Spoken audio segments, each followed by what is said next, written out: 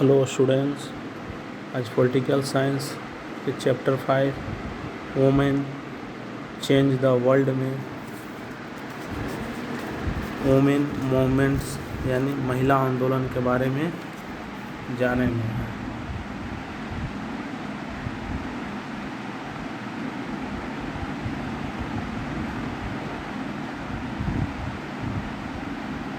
तो महिला आंदोलन यानी वुमेन मूवमेंट, महिलाओं के द्वारा महिलाएं या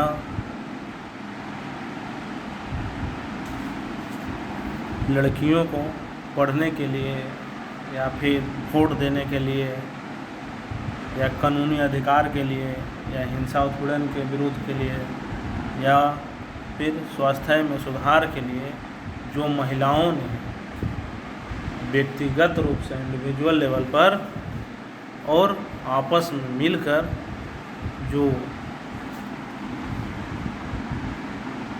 कई परिवर्तनों के लिए संघर्ष या स्ट्रगल किए हैं, इन्हीं स्ट्रगल या संघर्ष को हम वुमेन मूवमेंट यानी महिला आंदोलन कहते हैं। और यह परिवर्तन जो चेंज हुआ महिलाओं में तो एकाएक नहीं हुआ है। इसके लिए इन लोग महिलाओं ने अनेक प्रकार की संघर्ष किए हैं और इस प्रकार के मूवमेंट में महिलाओं के साथ साथ कई पुरुषों ने भी इन लोगों को साथ दिया था। इसके लिए कई कैंपेनिंग चलाए गए हैं, जो अभियान होता है, अभियान भी चलाया जाता था। जैसे में भेदभाव और हिंसा के विरोध में कैंपेनिंग चलाया गया था अभियान, जिससे के फलस्वरूप क्या हुआ, एक नए कानून 2006 में बनाया गया, जिससे हुआ क्या, घर के अंदर शारीरिक या फिर मानसिक हिंसा को भोग दे रहा था, जिससे हो रहा था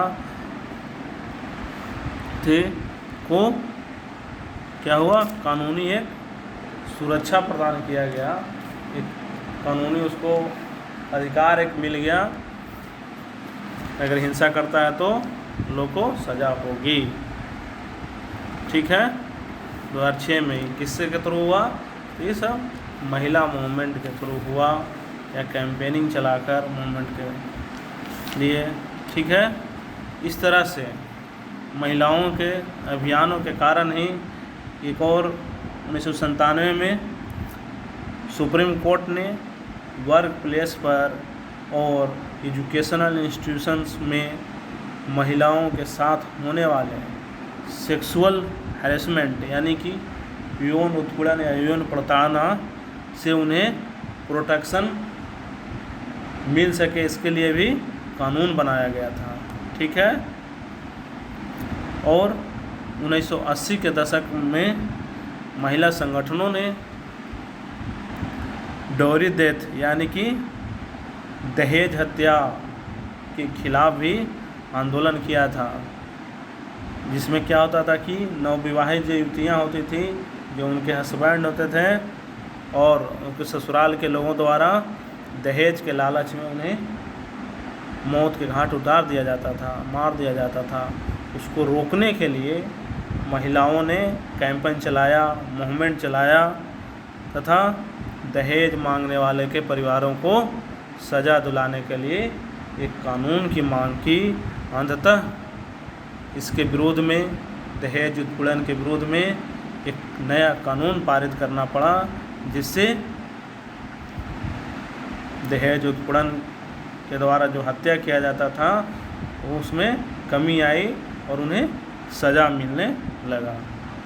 ठीक है, इस तरह से अभियान चलाए हैं महिला को आगे विकसित करने के लिए, डेवलप करने के लिए, महिलाओं को जागरूक करने के लिए। फिर एक आगे है राइजिंग अवेयरनेस, जागरूकता बढ़ाना। ठीक है, कानून भी अगर बन गया है तो बहुत से वुमेन्स ऐसे हैं जो अपने अधिकार को नहीं जान पाते हैं कि हमारा क्या क्या अधिकार है, तो उसके लिए भी एक जागरूकता लाना बहुत ज़रूरी है। इसलिए वुमेन राइट्स के बारे में समाज में जागरूकता बढ़ाने के लिए भी वुमेन मूवमेंट्स का का भी मेन वर्क होता है, मुख्य कार्य है उसका मेन मूवमेंट का। जिससे क्या होता है, जिसमें स्ट्रीट प्ले यानी नुक्कड़ नाटक के द्वारा भी, या सॉन्ग गाना गाकर, या फिर पब्लिक मीटिंग करके भी के द्वारा भी लोगों के बीच में एक ऐसा मैसेज पहुंचाया जाता है ताकि लोग जागरूक हो सकें। ठीक है। और फिर है प्रोटेस्टिंग यानी विरोध करना, यानी कि जब कोई महिला को उत्पीड़न हो रहा है उसके हित के लिए, या वायलेशन यानी उल्लंघन होता है, जब महिलाओं के हितों का वायलेशन हो रहा है तो महिला आंदोलन के द्वारा या उल्लंघन के खिलाफ आवाज़ उठाया जाता है। जैसे में रैली करके या प्रदर्शन करके भी लोगों को ध्यान खींचा जाता है कि नहीं, हम लोग के हितों को सुरक्षित नहीं है, इसका उल्लंघन किया जा रहा है। ठीक है। फिर है शोइंग सॉलिडरिटी यानी बंधुत्व व्यक्त करना। इसका मतलब है कि न्याय के क्षेत्र में या अन्य मुद्दे में और औरतों के साथ बंधुत्व का व्यक्त करना भी एक तरह से महिला आंदोलन यानी कि वुमेन मूवमेंट ही होता है। ठीक है। इसलिए महिलाओं को आगे विकसित करने के लिए, मूवमेंट के बारे में जानकारी रहने के लिए, या उनके हितों के बारे में जानने के लिए ही,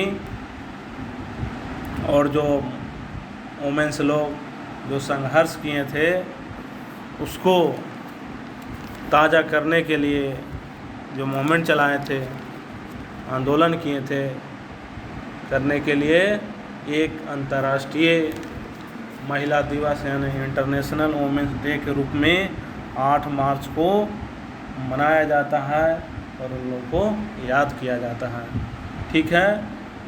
याद रखना है, इंटरनेशनल वुमेन्स डे 8 मार्च को होता है। ओके।